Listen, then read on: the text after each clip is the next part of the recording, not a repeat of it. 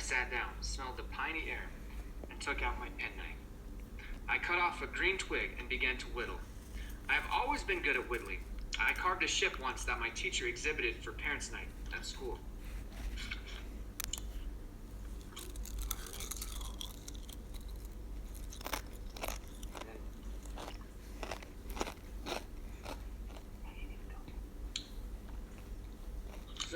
So it says, so there's a picture of sharpen, whittle angles, and string. Fish hook.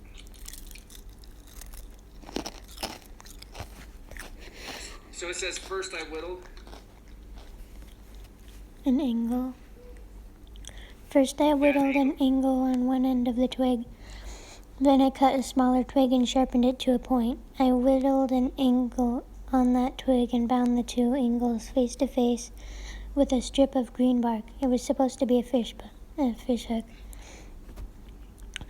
According to a book on how to survive on the land that I read in the New York Public Library, this was the way to make your own hooks. I then dug for worms. I had hardly chopped the moss away with my axe before I hit frost.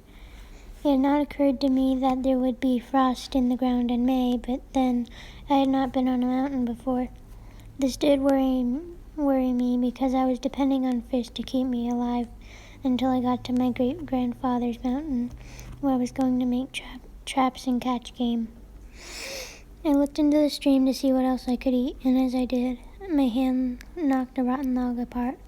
I remembered about old logs and all the sleeping stages of insects that are in it. I chopped away until I found a cold white grub. I swiftly tied a string to my hook, put the grub on, and walked up the stream looking for a good place to fish. All the manuals I had read were very emphatic about where fish lived, and so I had memorized this. In streams, fish usually congregate in pools and deep, calm water. The head of riffles, small rapids, the tail of a pool, eddies below rocks or logs, deep undercut banks, and the shade of overhanging bushes, all are very likely places to fish. This stream did not seem to have any calm water, and I must have walked 1,000 miles before I found a pool by a deep undercut bank in the shade of overhanging bushes. Actually, it wasn't that far. It just seemed that way because as I went looking and finding nothing, I was sure I was going to starve to death. This is on the first day. I squatted on this bank and dropped in my line.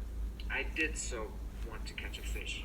One fish would set me upon my way, because I had read how much you can learn from one fish. By examining the contents of its stomach, you can find what the other fish are eating, or you can use the internal organs as bait. The grub went down to the bottom of the stream. It swirled around and hung still. Suddenly, the stream came to life and rode back and forth and around in a circle. I pulled with a powerful jerk. The hook came apart, and whatever I had went circling back to its bed. Oof. That almost made me cry. My hair. My bait was gone, my hook was broken, and I was getting cold, frightened, and mad. I whittled another hook, but this time I cheated and used string to wind it together instead of bark. I walked back to the log, and luckily found another grub. I hurried to the pool and flipped a trout out of the water before I knew I had a bite. The fish flopped, and I threw my whole body over it. I could not bear to think of it flopping itself back into the stream. I cleaned it like I had seen the man at the fish market do. I examined its stomach and found it empty.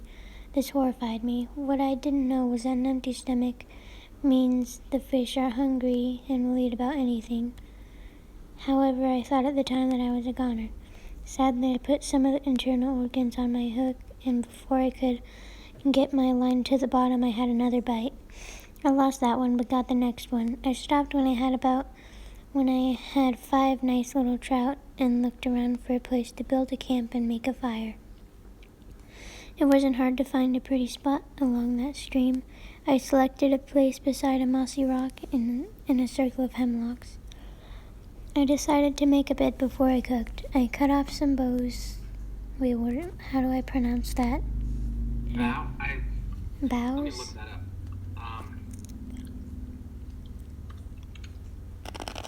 I was wondering the same thing.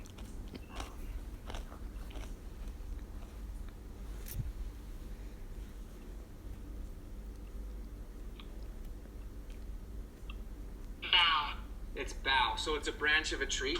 Okay. I cut off some boughs for a mattress, and then I leaned some dead limbs against the boulder and covered them with hemlock limbs. This made a kind of tent. I crawled in, lay down, and felt alone and secret and very excited. But the rest of this story. I was on the northeast side of the mountain. It grew dark and cold early. Seeing the shadows slide down on me, I frantically ran around gathering firewood.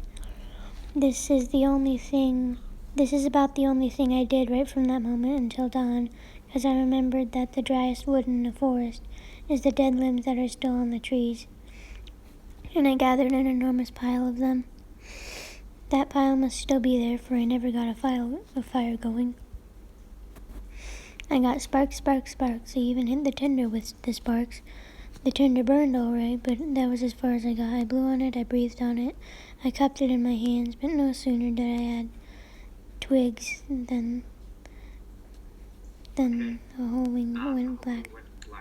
Then it got too dark to see. I clicked still and flint together, even though I couldn't see the tinder. Finally, I gave up and crawled into my hemlock tent, hungry, cold, and miserable. I can talk about that first night now, although it is still embarrassing to me because I was so stupid and scared, and that I hate to admit it. I had made my hemlock bed right, so I'm kind of wondering what hemlock is. Do you know what hemlock is? Nope, but it's most likely a tree. Yeah, so hemlock is... Oh, it's kind of a weed. It's like this... It kind of looks like poison ivy. It's like a plant. Hemlock, but it's not poison. Okay, let's see. Hungry, cold, and miserable. I had made my hemlock bed right in the stream valley where the wind drained down from the cold mountaintop. It might have been all right if I had made it on the other side of the boulder, but I didn't. I was right on the main highway of the cold winds as they tore down upon the valley below. I didn't have enough hemlock boughs under me. And before I had my head down, my stomach was cold and down. Be right back. What's that? I'll be right back. Okay. I took some boughs off the roof and stuck them under me, and then my shoulder grew cold. I curled up in a ball.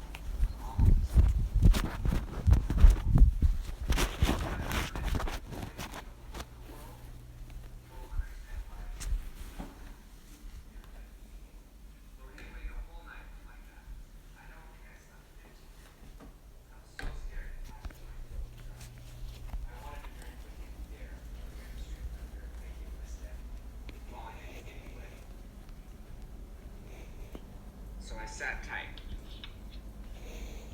Wait, which page are we on?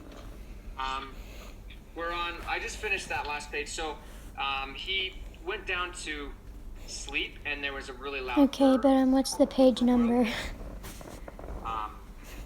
And so we're on page 18. Okay. Okay, and shivered and shook, and now I am able to say I cried a little tiny bit. Fortunately, the sun had a wonderful, glorious habit of rising every morning. When the sky lightened, when the birds awoke, I knew I would never again see anything so splendid as the round red sun coming up over me. I was immediately Have you ever been camping before? Out in the sort winter? of. Well, no, but I've sort of been camping. Not really in the winter. Yeah, it would be very, very cold, because if it's in December in New York, I'm just wondering how I was able to survive without a fire. It just doesn't seem kind of interesting. I was immediately cheered and set out directly for the highway. Somehow I thought that if I was a little nearer the road, everything would be all right. I climbed a hill and stopped.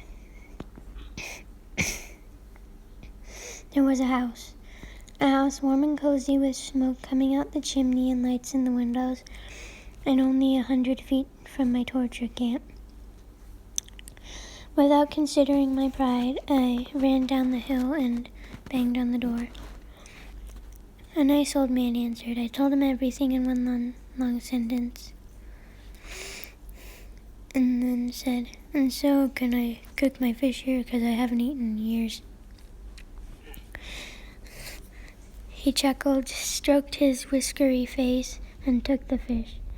He had them cooking in a pan before I knew what his name was. When I asked him, he said Bill something, but I never heard his last name because I fell asleep in his rocking chair that was pulled up beside his big, hot, glorious wood stove in the kitchen. I ate the fish some hours later, also some bread, jelly, oatmeal, and cream. Then he said to me, "Sam Gridley, if you are going to run off and live in the woods, you better learn how to make a fire. Come with me." We spent the afternoon practicing. I penciled these notes on a scrap of paper so I wouldn't forget. When the tinder glows, keep blowing and add fine dry needles one by one, and keep blowing, steadily, lightly, and evenly. Add 1-inch dry twigs to the needles, and then give her a good big handful of small dry stuff. Keep blowing.